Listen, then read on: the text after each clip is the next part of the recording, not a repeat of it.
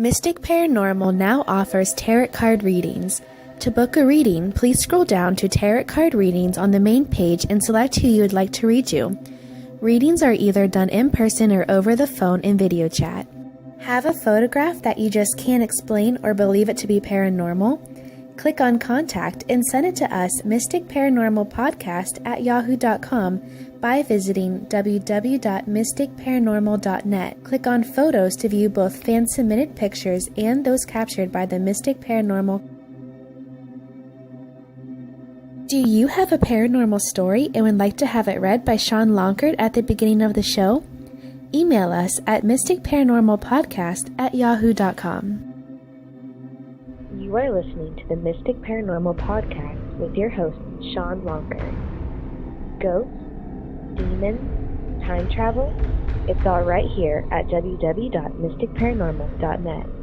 Want to be a guest on Mystic Paranormal? Visit our website at www.mysticparanormal.net.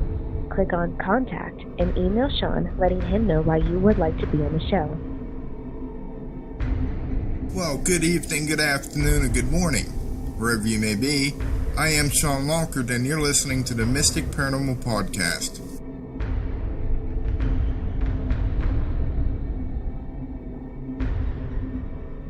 Alright, so Marilyn, I would like to welcome you to the show tonight. How's it doing?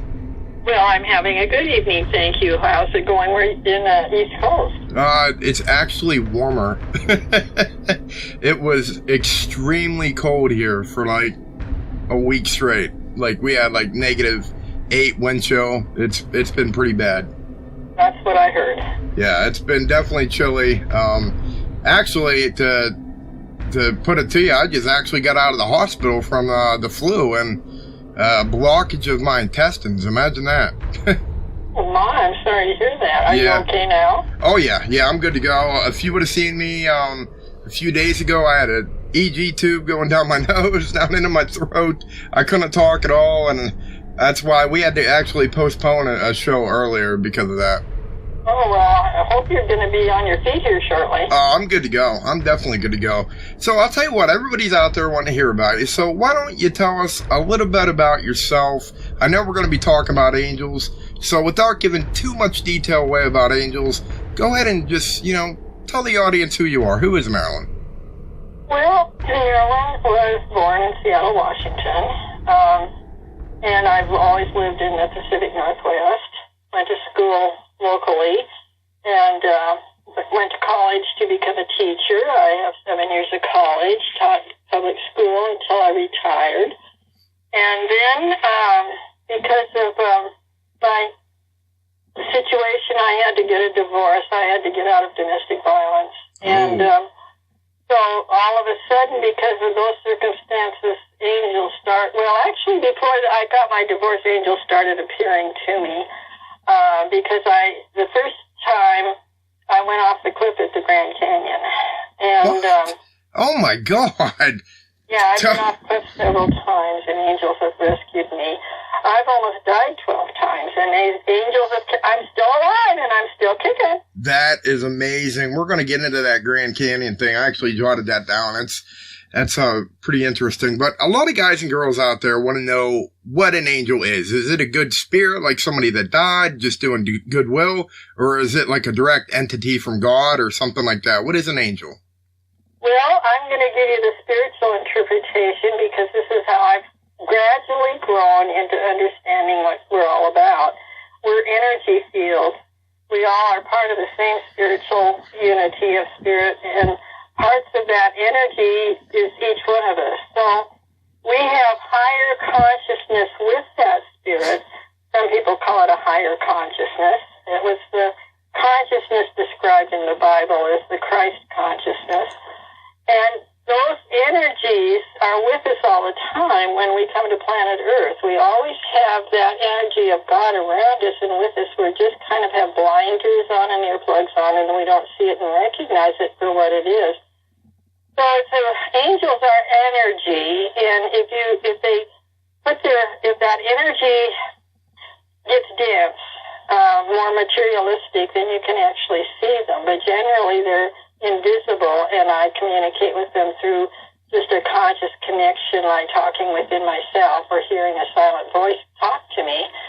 And so they're actually energy that artists have described with wings. In fact, when they showed up when I tried suicide, none of them had wings on.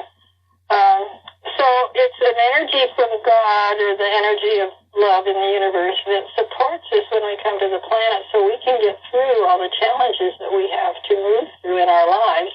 And in my case, 12 times, come out on the other side with a better understanding and having our lives go in different directions that are necessary. So it's really a protective energy force. And when our relatives pass over, they go into that higher energy. But they're not necessarily angels if their consciousness has not risen into that Christ consciousness or higher. Actually, angels have higher consciousness than people on planet Earth generally have. So when you move over to the other side, you keep in that same consciousness. I have created a chart in several of my books explaining the different levels of higher consciousness and how we move into that higher consciousness. Right. And so our relatives, even though they aren't maybe as high as the energy of an angel, so to speak, we can still communicate and contact with them, which I do have some marvelous stories about that too. But, so our guides are generally masters who have gone to the other side, who have accomplished mastering their emotions, moving into a higher consciousness, which we call ascension. I'm finding out it's ascending into maturity out of our childish ways. So you're saying that we all eventually in time could become an actual angel? Definitely. Interesting. You've just lowered your energies to come to planet Earth because you have certain karma that you need to clear up, and that's why we're on planet Earth. Oh, I'll probably be on planet Earth for quite some time. I got a lot to figure out in my life, man. But when was the first time you actually saw an angel? Or seen or heard one? I'll tell you that in a minute. But if you read my books, I've got the 10th book is coming out. 10 books on Amazon. Okay. And it gives all the examples and information so that you can rise into a higher consciousness and you don't have to take forever. Because the planet Earth now has the energy to make that possible. Yeah, the first time I was acquainted with my angels, I didn't see them. I just knew that was we went off the cliff at the Grand Canyon. It was after Christmas, and the road had become snowy and icy. And we were checking the weather reports because, it's 8,000 feet up, the Grand Canyon is. And so we decided, well, it's a national park. They'll have the roads all cleared off, and so there shouldn't be any problem, even though the snow came a day early. We shouldn't have a problem. Well, guess what? We were ahead of the snowplow. Oh, okay. As we were going by this particular turn, this car was coming at us, and the snow had covered the roadway, so you couldn't see really where the shoulders were, which was on the right. We were going, and the right side was the canyon on our right, and the other side where the car was coming towards us was all flat ground. And we couldn't see where the middle of the road was. We couldn't see where the edges of the road were. So my husband, I was married at the time, said, well, gee, which way should we go? Should we go to the right or should we go to the left? And I was concerned about if we went to the left, we'd be off in this flat ground that we didn't know it was there, really.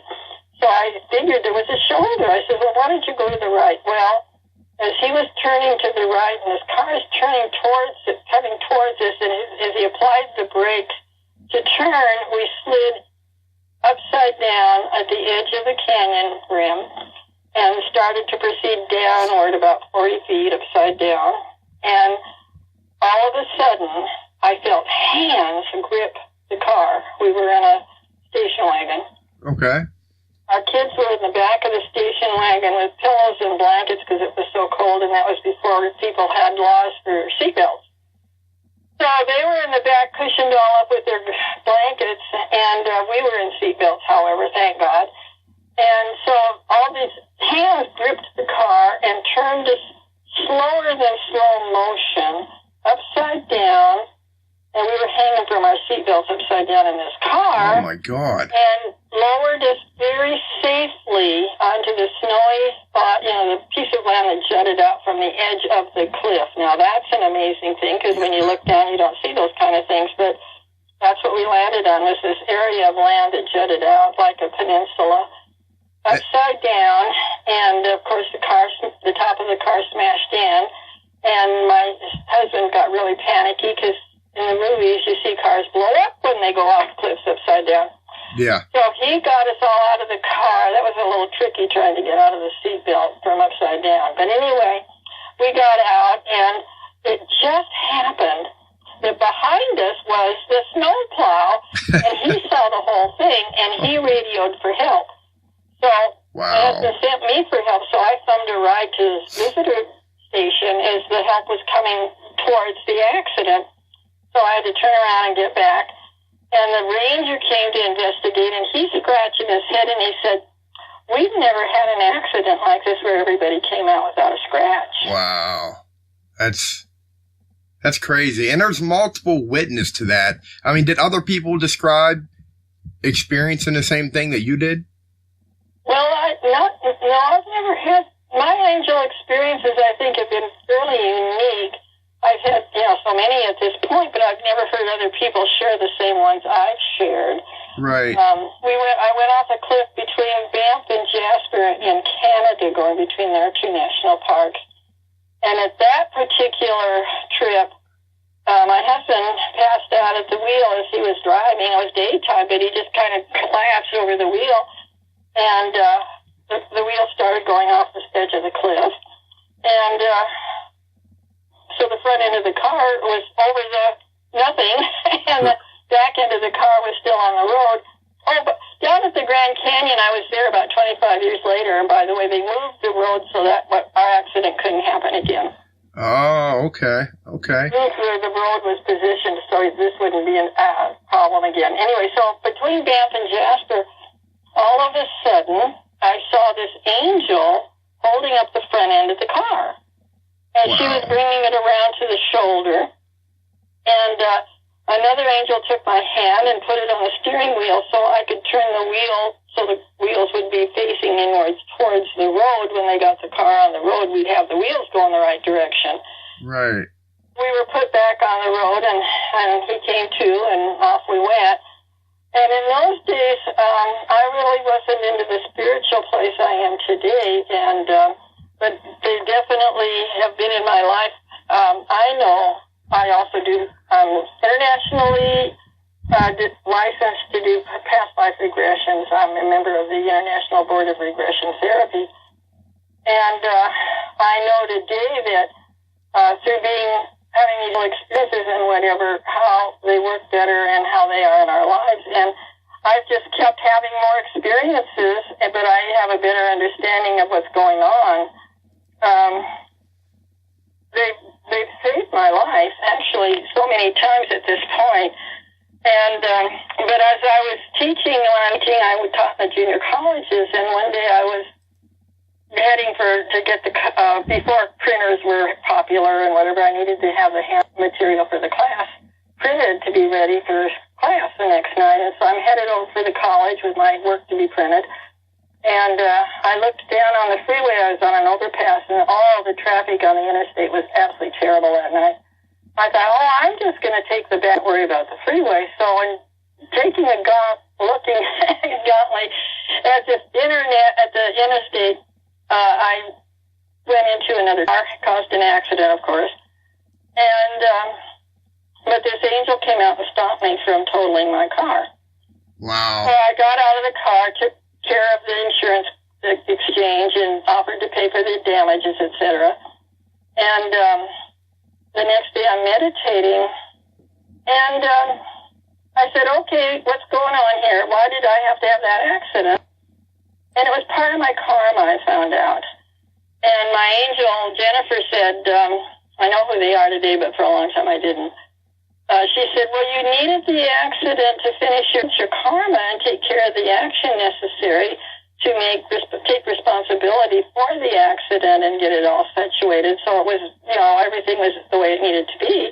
And that was part of your karma you were solving, but you didn't have to total your car in the experience. You just had to take the right and appropriate action. So we stopped your car from being totaled. Right. What did the angels look like? I think I remember you describing a female. No, I see females and males. Archangel Michael appears all the time. He appeared to me first. In fact, he's one of the angels that was with me when I tried suicide. All my 6 angels were there. But I didn't see him at first because my energy was actually in a lower state of consciousness in those days. And he couldn't lower his energy down enough for me to be able to visualize and see him. So he stayed in the background because my energy was so low in those days. And then when I got to, on a trip, I'm part of the Edgar Casey Foundation, and we were on a trip around Europe visiting the sites of Mother Mary.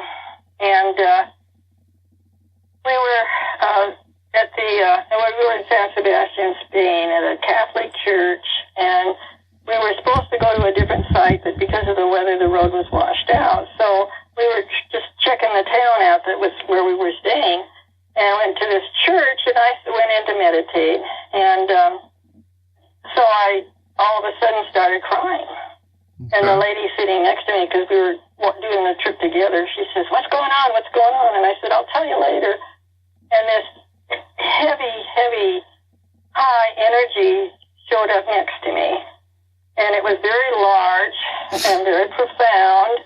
And the only male energy I was familiar with at the time was my angel Eric. And so I said, "Eric, is that you?" And Michael came in and said, "It is me, Archangel Michael." And he came to bring me a message, and I did see him. And he gave me the message. Because I do a lot of teaching and writing and counseling, I was carrying the message of the truth, the light, and the way. And he wanted to validate that because I had some doubts at one point when I was teaching in the colleges. And I want to move on with the interview, too, but a lot of people come and go during the show, so I wanted to put at the beginning, where do they get your books and stuff at? Where can they get one? I know you said you had multiple. Where do they go? Well, if you go to Amazon.com, and look for Marilyn L. Redmond. There's other Marilyn Redmonds who write other topics, but if you're looking for spiritual books, you want Marilyn L. Redmond. And my first book is Roses Have Thorns, which describes my dysfunctional growing up and dysfunctional marriage and domestic violence. And that's how I turned to becoming spiritual, because I discovered that was the answer. And as the angels started coming to me and helping me in these ways, it was like hard not to believe they're there for me, because they have helped me. When my husband's ex-husband tried to make mincemeat out of me one night. Oh, God. Sorry about that. Well, I could have been another Nicole Simpson that night. And time stood still as he was approaching me, and angels held him like he was a statue. He couldn't get any closer, but his arms were flexing because he was in such a rage. And I'm petrified. And the silent voice said to me, I'll give you the short version, to pray for him, and pray, forgive him, for God, he knows not what he does. God bless him. And I said, now what do I do? And I didn't get any answer. So I prayed again, God, forgive him, for he knows not what he does. God bless him. And the answer I then got said, now you can leave the room. And I said, well, you got to be kidding. It was a small bedroom, and I'd walk right next to him to get out the door, and I just didn't think that was safe. So the angels escorted me out the room as he stood there, and I walked by him, and I did touch him, and I thought, oh, my gosh, things are going to happen now. And I got out into the hallway behind him safely, turned around to see what would happen as he left the room. I wish I'd had a camera. The look on his face, he had no idea what had happened. And he went into the other end of the house. I went into the bedroom, and he never touched me again. I found the answer to domestic violence is, if you pray for the other person, you're sending love. Oh. And you do not get attacked when you're sending love. It's when you are protecting yourself and trying to defend yourself that you get attacked back. It's like King of the Mountain or poker. If you play a card, the other person plays a higher card, and then a person plays a higher card, and that brings on the aggressive abuse. Right. So what I found out is safety is the complete relinquishment of attack. So I had to learn to forgive my husband for all the times he tried to kill me, and the other problems, like strangle, rape me, and various things. And when he died 2 years ago, I realized I had literally moved into compassion about him. And so when you're sending out love, that's your defense, that's your protection, because no one can really attack love. And so the angels helped me understand that. So I'm totally grateful today. I have forgiven everybody, and as far as I'm concerned, everything is in God's love and presence, and I'm okay today. Right. So for it goes on and on. The angels have been terrific to me. Right. I do paint the angels. They tell me what to do. When I came home from Europe, Archangel Michael showed up one day and wanted me to paint his portrait. And I says, how do I paint this? Good question. It was more like when he materialized, it was more like he was gauze. You were looking like through a real thin curtain. And to see him, it was like he was the white gauze. I says, how do I paint that? So he described what I was to do. And I now have a portrait of Archangel Michael in my art studio. And so he told me how to do that, and the angels will show up and basically paint themselves. One night, an angel showed up, and I was sitting there painting, and all of a sudden I hit a brick wall, and that never had happened before. I was really stunned, what's going on here? And the angel materialized, and I saw her, and they have an attitude. Right. She had her hand on her hip, and she says, haven't you figured it out yet? And I says, what are you talking about? And she said, well, I tried blonde hair, and I tried brunette, and I tried red hair. She says, I have black hair. Oh, man. So I reached for the black ink, and it finished that black paint, and it finished itself by finishing up the portrait. It was that I just was using the wrong colors, and so she had to tell me which color to use. So I do paint angels. People who want their angels painted, I can paint them, their portraits of their angels. So I love doing that. I just have a new great-grandson, and his mommy wanted his angels picture painted, so that's what he got for Christmas. So do we each have our own personal angels? Yes. And they come and go.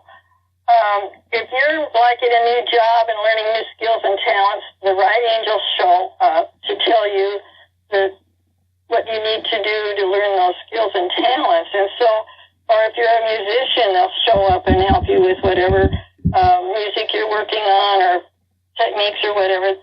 We aren't really doing any of this. It's all energy coming through us from the spirit of the universe. And so we claim it. We say, well, that person's really a good artist, that person's a really good musician, but it's all coming from spirit, and we are a channel of it. Most people that like child prodigies, because they don't have barriers to stop it, they haven't grown up to be conditioned to adulthood, they're really open and free to creativity. And Mozart was 6 years old when he wrote his first symphony or something. So, so we're all able to receive the spiritual energy if we're open to it and allow it, and it will take it kind of like I went to paint Archangel Gabriel one day, and it literally took over my hand and just painted the portrait itself, and then I filled it in, but the sketch part, they just painted it, drew it right on the paper for me. Right. I wanted to ask you this. We do have a message forum open where we can actually see who's actually listening to us right now. And a lady by the name Ramy wants to know, she believes in angels, but she doesn't believe in God. Is that possible? Yes, it's very possible. God is a benevolent energy in the universe that's in all of us, or we wouldn't be alive. It's that living, vital energy of our bodies is in animals, plants, everything has to have that energy to be alive.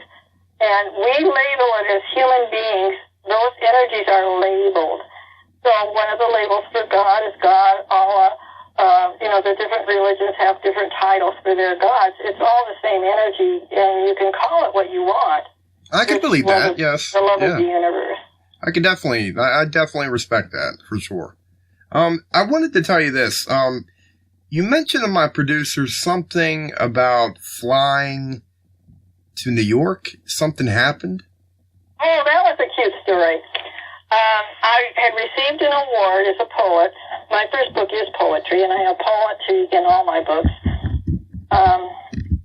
And my biggest book took 25 years to write, Paradigm Busters Reveal the Real You. And because of my poetry, I was winning this award in New York, and I was really scared to go to New York by myself. I was just freshly divorced, and I had not really traveled like that on my own. So I got my girlfriend, I conned her into going with me, and we got on a plane in Seattle heading for New York. Everybody was situated in their seats, and the plane was full of passengers. And I'm looking up, and the plane was built in such a way that you could put your luggage up in the luggage compartment, but above the luggage compartment there was still space. It was like cupboards that don't go to the ceiling. And I'm looking up there, and there's my angels relaxing and laying on top of the section where the luggage is, all having a good time up there, because I have 6 of them. And I said, I prayed for them to go with me to New York to give me support and confidence, all right, because I was out of my territory, right? Right, I'm looking right. up there, and there they are. And I said, well, what are you doing up there? I said, why don't you come down and get a seat? And they said, well, all the passengers are in the seats, and that wouldn't be fair. You know, we're not really going to take over their chairs. And I said, well, you're invisible. They won't know. And they said, no, we don't want to do that. You know, they're in their chairs, and we're going to stay up here. And when the people get off in Portland, from Seattle it goes to Portland, there's a stop, and then you fly the rest of the distance. And when the people get off in Portland, there'll be empty chairs, and we'll come down and sit in a regular chair.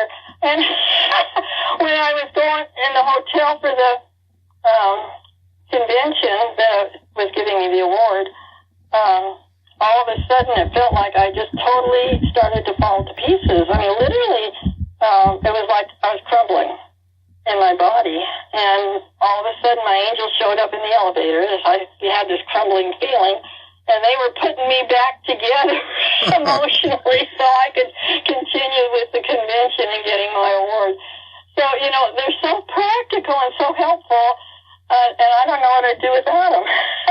Right, They right. really did save the day at my house one time. I was painting angel pictures, and all of a sudden I had a fire start up. I didn't know. I'd had a class at my house that I taught that night, and some papers and pictures were behind a candle on the ledge of the fireplace.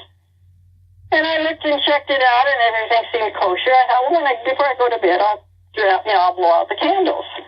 And all of a sudden, this fire started. And what happened, I found out later, was the candles were manufactured improperly, and the wick, instead of being in the center of the candle, was at the far side of the candle, which is facing next to the paintings that were on the ledge of the fireplace. It was a brick fireplace with a stone ledge. Right. And so the pictures got hot enough to start a fire. So I have this fire going in my art studio, gotten out of hand. I reached for the phone to call 911 for the fire department. They hung up the phone, and the angels put the fire out. That's amazing. I mean, that's you know, something that really gets me is what you said earlier about how you prayed for your husband. You know what I mean? Whenever he was doing what he was doing to you. So if somebody was attacking you, do you think if you like prayed, you know, for them to, I don't know, do the right thing or for goodness for them, that it might actually change to what they're doing? I know it will change. I have had some dysfunctional family members. I've had to do my relationship that I'm in now, which is totally unconditional love. It's nothing like what I was married to. But I've had to learn to pray for those people. And over the years, and this Christmas, I found that they had changed, and I really know it's because I have sent so much love to them, that it was coming back to me this Christmas. And instead of their old ways of handling things, they became very gracious, very helpful, supportive, offered to do things in the past would not have happened. So we can change our reality by sending love to all. When it says in the Bible, pray for your enemies, Right, yeah. And love Yeah. for those, because in the book called A Course in Miracles, anybody that's acting out is really, it's a cry for help. And so, what they're really wanting is love. So they're acting out, but they don't know how to get it in a positive way, so they do it in a destructive way. So if you send out love to those people, it will come back. You pray for their prosperity, health, welfare, whatever you want for yourself. Pray for them for at least 2 weeks on a daily basis. I did it for years for my ex-husband, and at this point I said I went into compassion when he died. I've had situations where people stole from me and whatever, and I was told they never wanted to see me again after they took my money. But that's changed. I've prayed for that person, forgiven them. When you change, seeing everybody is actually a child of God, a child of love, but their behavior doesn't necessarily show it because they're afraid. And when you're afraid, you don't necessarily do rational things. Right. And well, one thing that I wanted to ask you to elaborate a little bit on that is, what about the guys like Ted Bundy's and stuff like that, the killers out there? I mean, are they naturally born evil, or is something just going wrong? I mean, are they not loved enough? I mean, what's your take on that? Well, my experience from that kind of a situation is that, by the grace of God, my ex-husband wasn't a Ted Bundy, but he was very close to it. The situation is, we come here with karma. We've had many, many lives. That's why I like doing past life regression. You get to heal a lot of this stuff. So we have had lives where we have committed whatever. Everybody's been a doctor, a lawyer, a thief, a beggarman, a killer. Everybody's done the whole schmear, and we have to heal all those levels of energy. So we come into wholeness and balance and the unconditional love of the planet. So we're all in unity and cooperation. Those people are balancing their energies from whatever happened in the past. Now, in a current point of view from what's happening currently, they're usually raised, and this is pretty standard, in an environment without any love. Evil is the lack of love or the lack of light, and it's missing. So to try to get that love that's missing, they're looking for it in all the wrong places. By hurting others, they think that their pain will be resolved. Now, see, that's just the other side of the coin of being suicidal. Being homicidal is the same thing. You're hurting so bad, you're looking for love, you're looking for an answer that's going to take you out of the pain and the separation from the love of who you are. The truth is, we've always had love in our hearts. But if we've gone through some pretty serious abuse, you shut your heart down from it. In Ted Bundy's case, he'd been lied to by his mother. Yeah. He was the product of his mother and grandfather. But he was not told that until he was growing up. So he'd always lived the lie of who he was. And so he wasn't authentic. He didn't know, he had this missing love in his life, and he didn't know why or how or whatever, so he's acting out on that. And different people act out on that situation in different ways. My ex-husband went through such childhood abuse. He was a psychopath. The psychiatrist said that he doubted that he'd ever be able to face the fears of his childhood abuse, which is what really happened. He could never get honest about, this is what happened to me, and I'm going to replace it with God's love or the energy of the universe's love, however you want to phrase that. So he never could open up to love. And so it's a matter of these people are looking for love, and our social system of justice isn't understanding that putting a person in jail isn't going to solve the problem. It's an emotional lack that's missing, and they're trying to compensate for that. And some people have it at a deeper level than others. So how the person acts out, it's a matter of, are you constitutionally incapable of being honest with yourself? Those people are labeled mentally ill. And the more honest you are with yourself, you can come out of that situation by replacing the lack of love with the truth of the universe, that we're all loved in God's Spirit.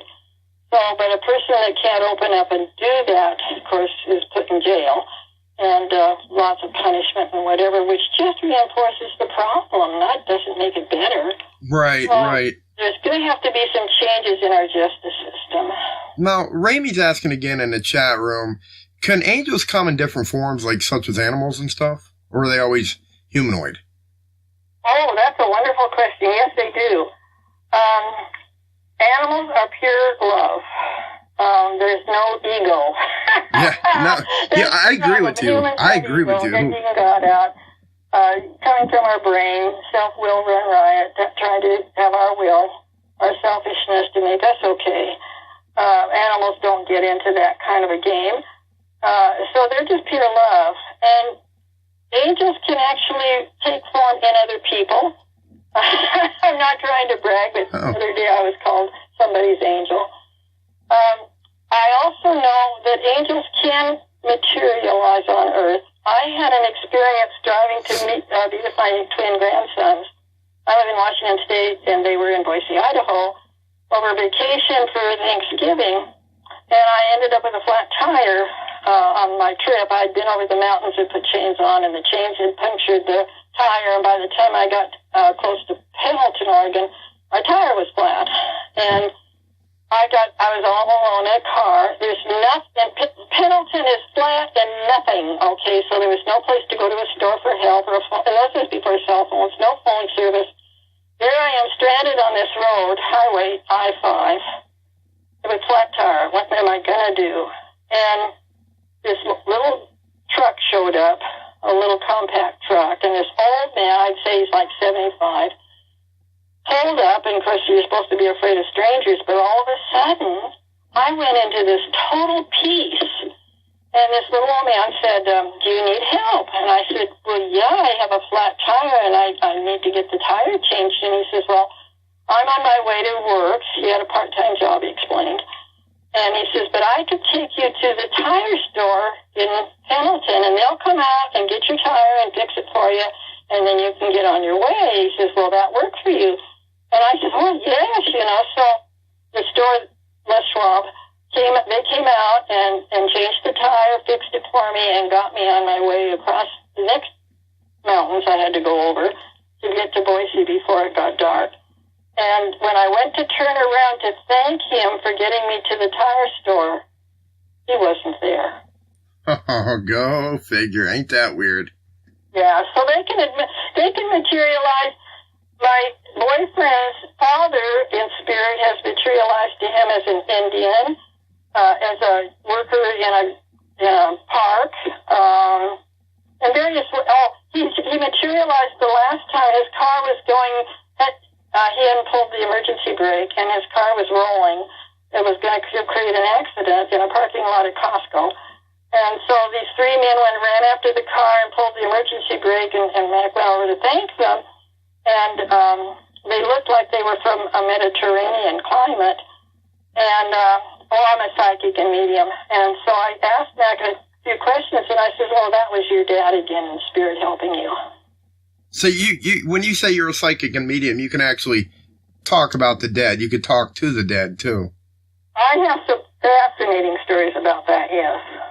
Well, I also have more angel stories, which do you want? Well, we could go all night here, can't we? They did a really cute stunt on me one time.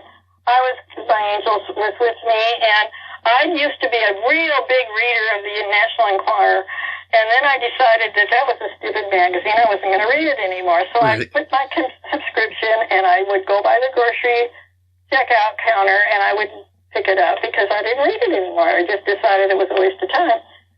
And all of a sudden in my cart is the National, it wasn't the Enquirer, it was called the National Examiner. And it's in my cart, and I went to put it back on the stand for the magazine, and it went back in my cart. And I said, Jennifer, I said, what's going on? She said, just take it home. I said, I don't even read it anymore. She said, just take it home. So I bought the tabloid, took it home, laid it on the desk, didn't ever open it, and it was laying there, and it was time to clean out the waste baskets, and so I went to throw it in, and she says, just thumb through the pages, and see what you find. And I says, well, I'm not going to read it. What's the point of that? So she says, just do it. So as I was going through seeing what's in this tabloid, they were requesting people's stories of angels for their Christmas edition. And I said, well, my stories aren't any different than anybody else's. Nobody's going to be interested in my stories. She said, why don't you send in some pictures of that you've painted with your stories and just see what happens? So I didn't expect to hear anything back. And I had photographs of several angels, all about half a dozen or so, and sent them in with the stories. I liked the Grand Canyon stories in the article. And this is in July. And about August, no, it was later than that, it was more, maybe it was October, I get a phone call from this lady at the National Examiner. We loved your articles, but what really made the difference, she said, was the pictures of the angels, because we're a tabloid, we want pictures, and so can we print your story in our tabloid? Wow. And so they call, some people say, well, they don't have a lot of truth in them, but I do have to credit this company called me 6 times to make sure they got my story accurate of what did happen in these various situations I put into the article. I was very impressed with their thoroughness and honesty about getting it right. Right. And so I became a centerfold once at Christmas. Right. My picture and the angel pictures were in the centerfold of their tabloid. Right. Now, do you sell any of the photos that you draw? Or it is, like, let's say somebody wanted you to draw their angel for them. Is there any way you do that for them? Do you provide that service? I sure do. Oh. On my website, angelicusgifts.com, one of the sections of my website has art, and they could see some of what I've done in the past. I do portraits of people and animals. I love doing animals.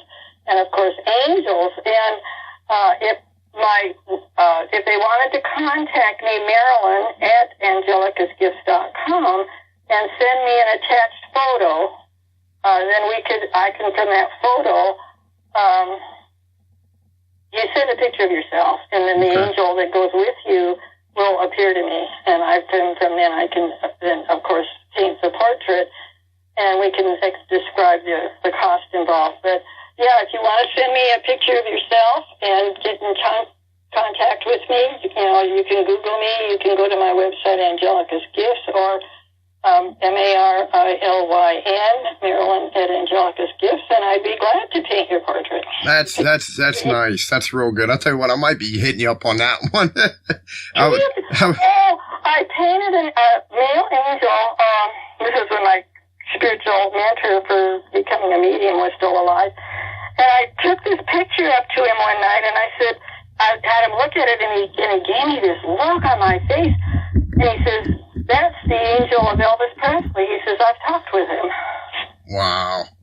So, yeah, when I channel, we usually play Elvis Presley's gospel songs because Elvis was really a spiritual person, and his heart was really there. And yeah, he was, actually. I read that, yes.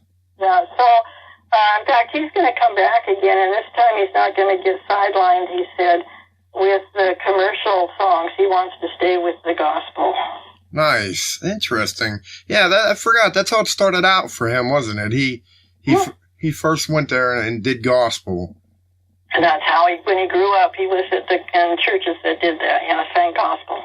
And, I think Johnny Cash did the same thing. I think at first he wanted to sing Christian music, but then they were like, no, we don't want that. And then he actually went into singing his style of music.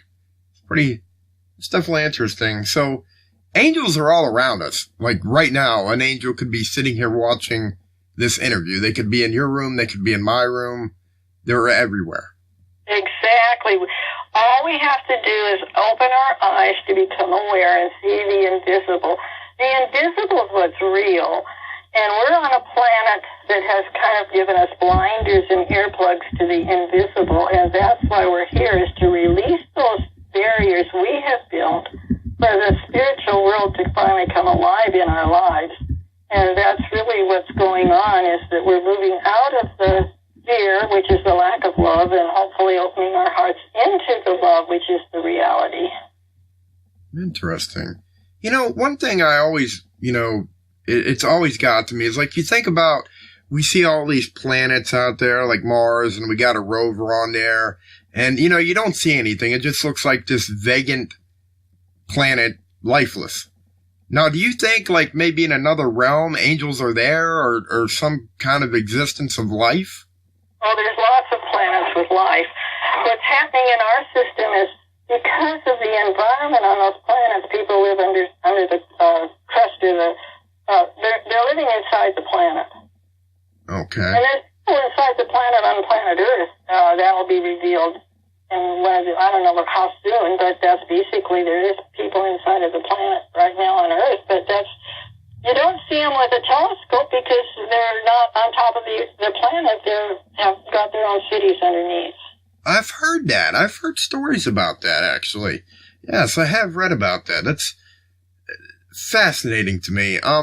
One thing I gotta ask, people are asking me to ask you this too, is like, let's say, like, for example, when you were in a car accident and everything ended up fine, what, is it just the time of a person's death? Like, if a drunk driver hits them and a child dies, but the drunk driver lives, was it just the child's time to die? And unfortunately, that was just the way that it took place? Or how would you elaborate on that if you could? Well, I'll do the best I can. Yes, most of the time, before we come in, we write a script for our lives, and we're actually living it out. And every time when things get difficult, we're not on track, and that's why we have to move back onto track, and then our lives go smooth again. So we're living a life that we've already planned of what needs to be changed in our life to add the love and light into our lives for us and for others. And so some children or people or whatever the person, they come into the life to change those challenges, you might call them. And if they've completed the script, they can actually choose of how to leave. Many of the people that die in the tornadoes and the floods and the earthquakes and so forth, that's how they choose to leave. So it's not necessarily that it's a bad thing when people die in these situations. The people that came in and were part of the problems with 9/11 and the buildings and the airplane situations, they agreed to that before they were ever born to participate in that situation. That's amazing. So that they actually, before they came here, they scripted out their life basically, what, to learn and become more knowledgeable and more aware? You have masters that help you to determine. There's a movie called Defend Your Life with Meryl Streep, and it handles the topic actually quite well. You determine what energies there are: fearful, selfish, arrogant, the 7 deadly sins, so that you can move and exchange that energy into love. And so your life is about identifying those situations so you can forgive and find the love that is within all of us. And probably one of the best examples is when the pilot landed the plane in the Hudson River. Okay. Remember, nobody died at that situation. Yeah. Amazing. The angels were working overtime to make sure nobody died because their script wasn't up yet. That's amazing. And I'll tell you what a pilot too. I mean, that you gotta give it to that pilot for doing that. And I'm sure angels were there doing their thing as well, but my God, what a situation that was. And like you said, nobody died. That was. Well, I was in a car accident. I actually caused it. It was they claimed it was the worst road in Washington at the time. And there were 5 cars ahead of me, and it was a 6-car pileup. Oh. And so these people were not supposed to get hurt, and I literally saw the angels rushing around and making sure, there were a couple that went off on them to the hospital, but making sure that nobody was seriously hurt. And my car was totaled, and I said to my angels the next day, I said, what was this car accident about? And it turned out that they said, well, you need to go to Australia. It was a convention down there I was supposed to go to, but you keep saying you don't have any money and you don't have any time, and how are you going to get down there if you don't have any money? So she said, the only way we could provide money for you to get to this convention, I won't go into all the details, but the only way we could provide money for you was to get the car insurance and take the insurance money and buy the ticket to Australia. So I said, well, then what am I going to drive if I don't have a car? And she says, well, just get yourself a junker and save your money and buy another nice car. And I'm still driving that nice new car that I had to save my money for from the car accident. And it wasn't because I wanted to be in a car accident, but that's how the universe brought me the money I needed. Right, right. You know, something that interested me is like, let's say you're driving behind somebody and they're driving really slowly and it's annoying to you, but you're not allowed to pass. You can't see to pass them, so you don't. But later on down the road, like let's say 10 minutes down the road, you come across a horrific accident. Do you think that perhaps that could have been an angel in the car in front of you, slowing you down from reaching that when it took place? Exactly. There's no accidents. There's no synchronicity. There is no mistakes or anything that's out of alignment. Everything lines up perfectly in energy to happen exactly how it's supposed to. That's why you have guides. They guide you to the right places with the right connections, with the right people, with the right situations. So what you need to go through, you will have that ability. So if you got slowed down, it sounds like there were a couple of things to learn. One was patience. Okay, yeah, true. Very true. One is patience, and probably so that you did avoid an accident. There's a very good story about a fellow who went into a movie. He loved movies, and the movie theater had two movies showing. One he wanted to see was going to be a half an hour later, and the one he didn't want to see was starting then. And he said, well, I really don't want to wait for the other movie, so he went in and saw the movie. The movie wasn't his preference. And he came out and he thought it was a rotten movie, and he's complaining and having a heart tizzy about it. And he said to his angels, he says, how come I went to see that stupid show? And they said, well, if you'd gone to the later show, you would have been in an accident. Oh, yes.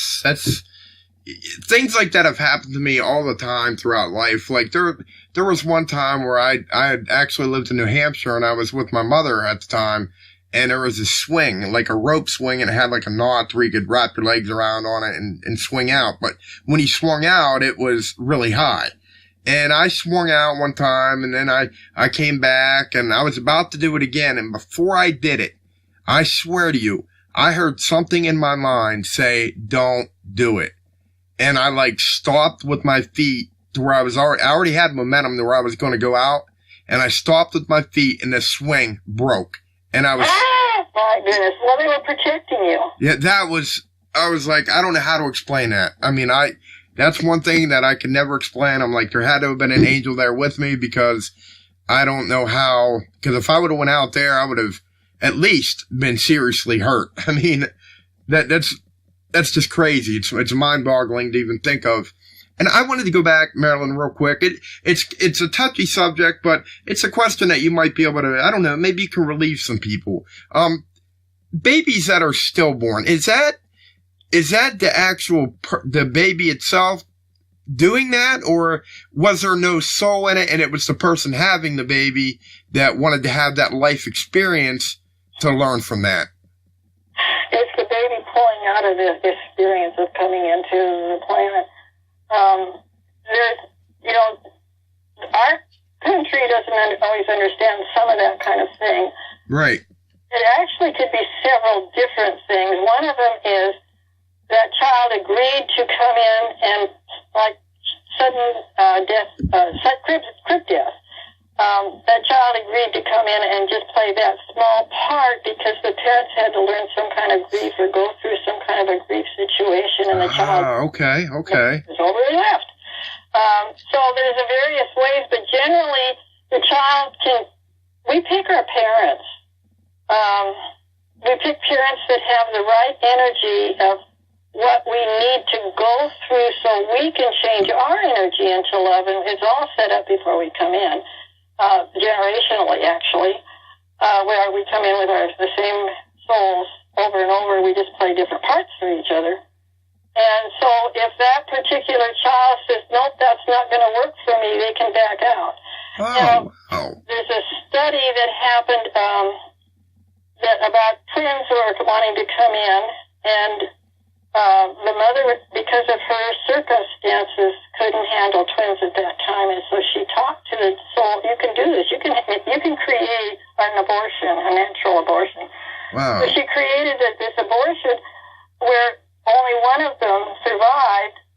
And the idea was that if the other baby wanted to come back into that family because the energy was right, would they come back at another time?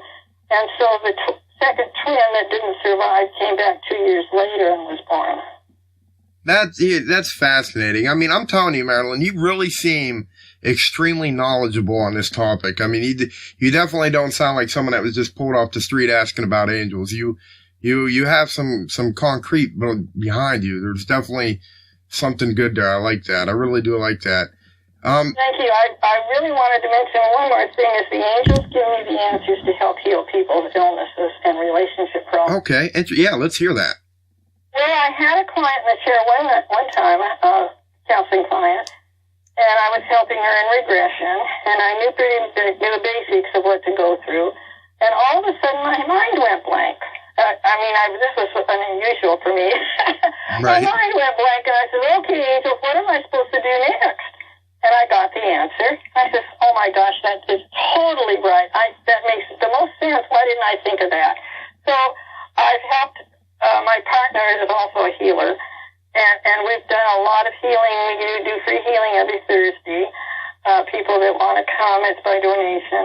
And we've healed all kinds of situations with Spirit helping us, angels coming in and bringing in whatever help we need to. In my Paradigm Busters book, there's several stories, and in one of them showing how energy and health can all be restored through love, she had been given a death sentence by her doctor for her diagnosis. Oh, wow. She came to us, and we helped her, and she went back to her doctor for a checkup, and he said, he says, it's not any worse. That's good. So we'll see you for your yearly checkup. And when she went back for her yearly checkup, he says, I must have misdiagnosed you. And this woman, my partner and I boyfriend asked her 25th wedding anniversary. We went and danced at her anniversary party, and she had been given a death sentence, which was just a matter of time when she saw us, and this was maybe like 7 years ago. Wow. That's amazing. And something too, Marilyn, that gets to me. I just lost my mother a year ago. It'll be a year ago on the 24th of this month. And one thing I've always wondered, okay, is what do they see when they die? Are they greeted by loved ones or angels or both, perhaps? You're greeted by your family and your animals, too. Show dogs and cats show up. And there's a big celebration with the angels cheering you. If we did a session with people who, on the other side that I've talked with, I have some really interesting stories about that. When you first get there, it's a big celebration, and it's a very joining, a happy time. And then you go into what we might call a sanitarium, a hospital of sorts. It doesn't have walls, but it's that kind of environment, experiential-wise, so that you can assimilate into that new energy on the other side. Since you've left planet Earth, you no longer need the ego. So to adjust to the new, that's why they call it heaven. There's no fear, no negativity. And to adjust to that, there's a period of adjustment. And apparently it took 2 years for Lincoln, after he was shot, to adjust into the new spiritual world. Wow. So everybody has a different adjustment period according to the illness that took your life. In fact, we can get rid of these illnesses. All they are is a lack of love. So then you have your choice of how you want to proceed in going on and growing spiritually. And when people are on the other side, they can, if they're interested in art, they can take art classes or pursue science or music or whatever. If they want to come back and help their family members still here on planet Earth, they learn how to change their energy into your dreams. You might see your mother in your dreams at some point. My aunt came back. That's how I became a medium. My aunt came back to me after she committed suicide to let me know there is no hell. Really? From that experience, she came back several times, and then I just started becoming easier and easier to kind of, it's like a radio, you dial into the signal. And from then I just started to grow and grow because I realized it was a very simple process. It's really how open are you to it. Right. So the angels are saying there is no hell. Oh, no, that's a man-made thing from Dogma. Oh, okay. I was going to say, whoa. I mean, that's... Do you believe in hell personally, or...? We make our own hell by hurting others. It comes back to get us. Okay. I could believe that. Well, what she was saying is she did commit suicide. My uncle had died of cancer, and he was convincing her in spirit to come join him. And through some family frustration, she decided that, after a period of time to do that. She says, the problem is you have to come back to Earth, go through that life again to heal the problems that you came to heal in the first place that didn't get healed. You have to go through the same challenges, and she was sorry she had to come back. Yeah, I can imagine. You know what, Marilyn? It's been awesome talking to you. Our hour is coming to a conclusion, but I wanted you to tell everybody where they can get your books, how they could do the paintings, all that good stuff before we get off. Thank you. My website is angelicasgifts.com. Angelica is my main angel, and I have Archangel Michael. I didn't get to tell about the stories of when he started coming into my life big time. But Angelica's Gifts has all kinds of things on my website. My artwork is on my website, counseling, all the different hats I wear. My books are at Amazon.com. And I have an author's page with 9 books. My next book is coming out hopefully by the end of the month called Finding Reality Beyond Fear. And there are other books that are all about spiritual growth and healing and how you can use spiritual love in your life. And I have a blog, MarilynRedmondBooks.blogspot.com. Nice. I do a lot of lectures, interviews, and talking. Spirit talks through me as a medium, and those are all on YouTube. I have a lot of YouTubes that you can listen to and enjoy. Oh, wow. What's your YouTube channel? Is it linked to your website, or? Well, it is on my website. You can click to it from there, or just put in Marilyn L. Redmond on the Google search. Okay. Nice. You know what? It's actually probably linked on my website as well, mysticparanormal.net, because we got a lot of your links up there, and it wouldn't surprise me if we got your YouTube channel linked there right now, because you're front page. And I wanted to let you know that after this show concludes, you will be archived. So all your contact information, your websites, all that good stuff is always going to be there. Well, that's wonderful to hear. And if they want portraits, to email me at Marilyn@angelicasgifts.com, and we can get together, and I can get the picture I need so I can go ahead from there, and we can work it out. So Marilyn@angelicasgifts.com. If you go to my website, there's links there to me, so you can do that too. Okay, and right before we get off here, you said that you can talk to those who passed. Are you willing to come back on our show and have a discussion about that? I'd love to. Because I'll tell you what, I really enjoyed the interview tonight, and I think you'd be a great guest to come on and talk about that. Oh, I'd love to do that. That would be a fun thing to do. Yes, it would. All right, Marilyn, I'll tell you what, you have a good night tonight, and I really appreciate you coming on, and you have a wonderful evening.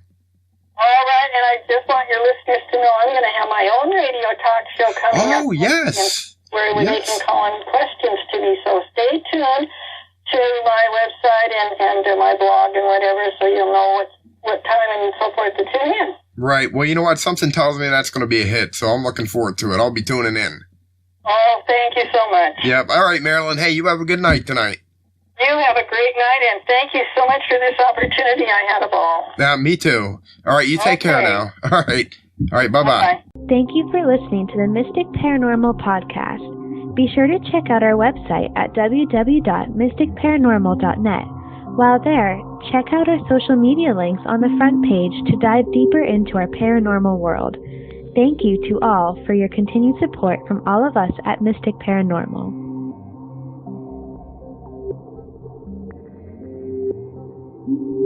In pain? Suffer from anxiety? What about depression? Can't seem to find the proper motivation just to make it through a single day? What if there was a cure for all of that and it was natural? Well, there is. It's called Kratom. Start living a better, more healthy life today by visiting Christopher'sOrganicBotanicals.com or just visit our website at mysticparanormal.net and click on Buy Kratom at the top of the page. Quit suffering and start living today.